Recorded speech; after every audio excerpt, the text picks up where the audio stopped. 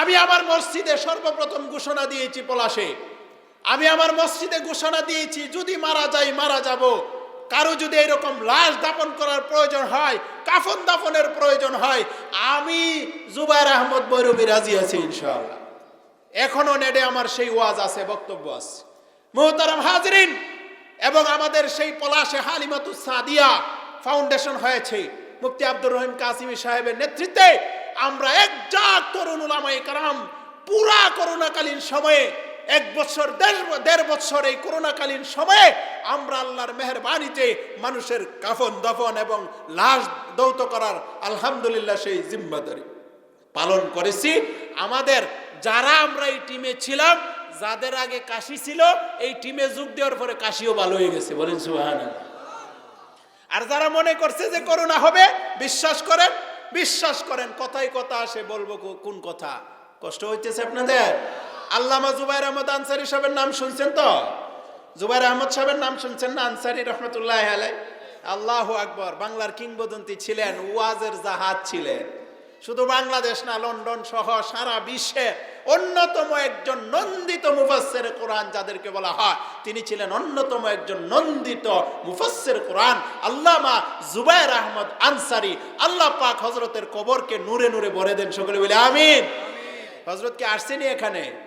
মাশাআল্লাহ। এই যে দেখেন, আপনারা না শুধুমাত্র, সারা বাংলাদেশের মানুষ, সারা দেশের মানুষ জিনার মৃত্যুতে শোকাহত হয়েছে। এবং ওই সময় আপনারা জানেন একেবারে কঠিন করোনাকালীন সময় ছিল, গরম একেবারে করোনার সময় ছিল। সেই সময় মসজিদ থেকে আমরা বাড়িতে চলে গেছি ছুটিতে, জুমার নামাজ নিজের বাসায় পড়ছি। এলা বুঝেন অবস্থাটা কি? এলাকাতে যাইও মসজিদে জুমার নামাজের ব্যবস্থা নাই। ওই যে সরকারি ঘোষণা 5 জন 10 জন, মনে আছে নি? না ভুলে গেছেন? 5 জন 10 জন, কথা বলছেন। ওয়াক্তিয়া নামাজে ইমাম মুয়াজ্জিন সহ 5 জন, আর জুমার নামাজে ইমাম মুয়াজ্জিন সহ 10 জন। করোনা ঠেকাবে, এরপরে এক কাতার ফাঁক দিয়া আরেক কাতার দাঁড়াইতে হবে, 4 হাত 2 হাত ফাঁক করে রাখতে হবে। যারা এই সকল নীতি নির্ধারণ করছিল, আল্লাহ কর রাখ নীতি বুঝাই, এরাই সবার আগে করোনা দিয়া দুনিয়া থেকে বিদায় হয়েছে, কথা ঠিক কিনা? মুহতারাম হাজিরিন, মাস্ক একটা না, মাস্ক 3টা লাগাইছি, কথা বলছেন। ভার্চুয়ালি মিটিং করছে, ভার্চুয়ালে, ঘর থেকে বাইরে হইলে খাপ লাগবে, এই জন্য ভার্চুয়ালি মিটিং করছে। 2-4টা করে মাস্ক লাগাইছে, হাতে গ্লাভস লাগাইছে, আবার এরকম কি বলে এটাকে, গ্লাভস পরে, আরেকটা জানি কি পরে এটা, শরীরের মধ্যে জার্সি পরছে, কথা বুঝছেন। এই যে এইগুলা পয়রা টয়রা, ও বাঁচানোর মালিক কে? আর আসতে কোন কে?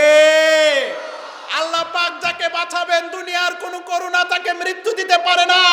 আর আল্লাহ পাক রব্বুল আলামিন যদি করোনাতে আপনার আমার মৃত্যু রেখে রাখে, পৃথিবীর কোন শক্তি, পৃথিবীর কোন অপশক্তি, পৃথিবীর কোন ক্ষমতা, পৃথিবীর কোন ডাক্তার মৃত্যু থেকে একটা সেকেন্ড সরাইতে পারবে না, কথা ঠিক কিনা? একমাত্র মরণ দেওয়ার মালিক কে? রিজিক দেওয়ার মালিক কে? ক্ষমতা দেওয়ার মালিক কে? ক্ষমতা ছিনায় নেওয়ার মালিক কে? ছেলে সন্তান, শীত লাগছে আপনাদের? আওয়াজ যায় না কেন? আরো জোরে কোন? ছেলে সন্তান দেওয়ার মালিক কে? মেয়ে দেওয়ার মালিক কে? না বাবা কেল্লা শাহ, বাবা তক্তা শাহ, বাবা সুপারি শাহ, বাবা ল্যাংটা শাহ, বাবা কুত্তা শাহ, বাবা সুপারি শাহ আছে না নাই? বাবা কেতা শাহ আছে না নাই?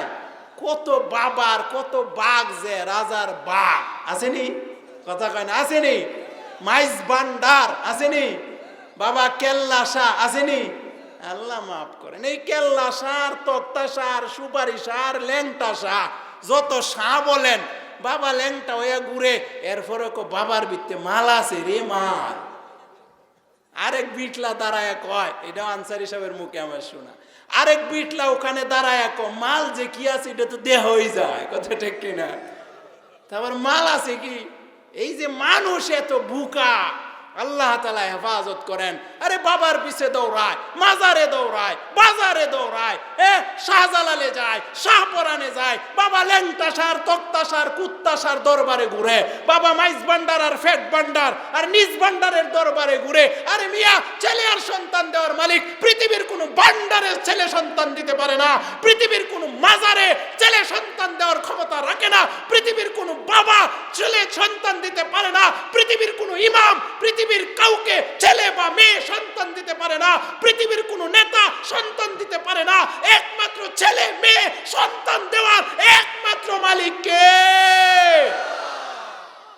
মুহতারাম হাজিরিন, এই জন্য আমাদের কনসেপ্ট পরিষ্কার হতে হবে, আমাদের আকীদা পরিশুদ্ধ হতে হবে, আমাদের বিশ্বাসকে ঠিক করতে হবে।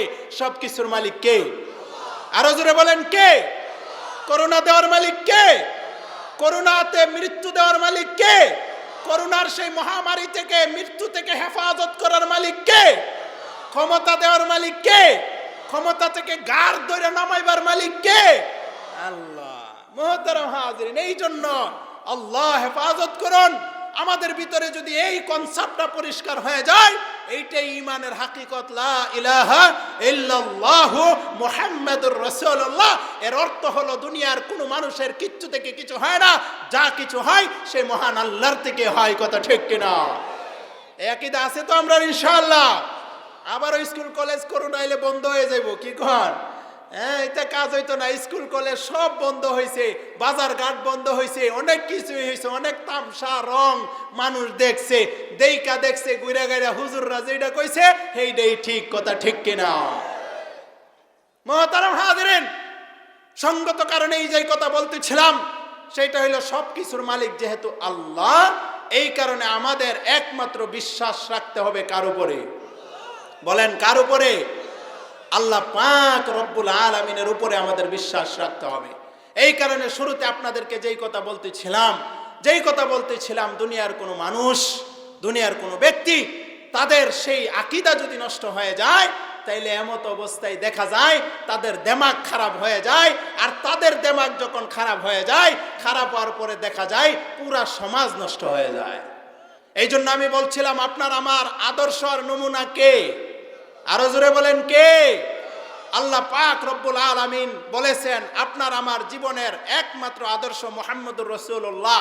জীবন আদর্শ মুহাম্মদুর রাসূলুল্লাহর জীবন আদর্শ কেন আমাদের জন্য দুনিয়ার পরকালে মুক্তির ব্যবস্থা, সেই প্রসঙ্গে আলোচনা করতে গিয়ে বলতেছিলাম, আল্লাহ পাক বলেন নুন ওয়াল কালামি ওয়া মা ইয়াসতুরুন। এখান থেকে আলোচনা আসছিল নুন শব্দের অর্থ পৃথিবীর কোনো মানুষ জানে না। কেন জানে না? আল্লাহ পাক ক্ষমতা তার হাতে রেখে দিয়েছেন। এইটাই আল্লাহ তাআলা বুঝাইলেন, দেখো কোরআনে কারিমের যেই অর্থগুলা আমি আল্লাহ তাআলা তোমাকে জানার ক্ষমতা এবং এলেম জ্ঞান বিদ্যা দিয়েছি, সেইটা তুমি জানতে পারবা। যেইটা জানার ক্ষমতা দেই নাই, সেইটা জানার ক্ষমতাও নাই। কথা বুঝছেন? উস্তাদের মায়ের, আরো জোরে উস্তাদের মায়ের শেষ রাতে। আজ আর্জেন্টিনার খেলা শেষ রাতে, হ্যাঁ ভালো করে বুঝছেন যে উস্তাদের মায়ের কিন্তু শেষ রাত্রে। এই জন্য আল্লাহ পাক বলেন, এই মাইটটা আমি রাইকে দিছি, নুন আল কালামি ওয়া মা ইয়াসতুরুন। আল্লাহ বলেন ওই নুনের অর্থ আল্লাহর রাসূলে ভালো জানেন। এই জন্য মুহতারাম হাজিরিন, কিছু কিছু বিষয় এটা ভালোবাসার মানুষ পরস্পরে কথা বলে, দুনিয়ার অন্য কেউ বুঝে না। আপনি যার সাথে ভালোবাসা আছে এর দিকে তাকাইলে এই লোকটাও বুঝতেছে আপনি কি চাইতেছেন, আপনিও বুঝতেছেন তারে কি বুঝাইতেছেন। কথা ঠিক কিনা?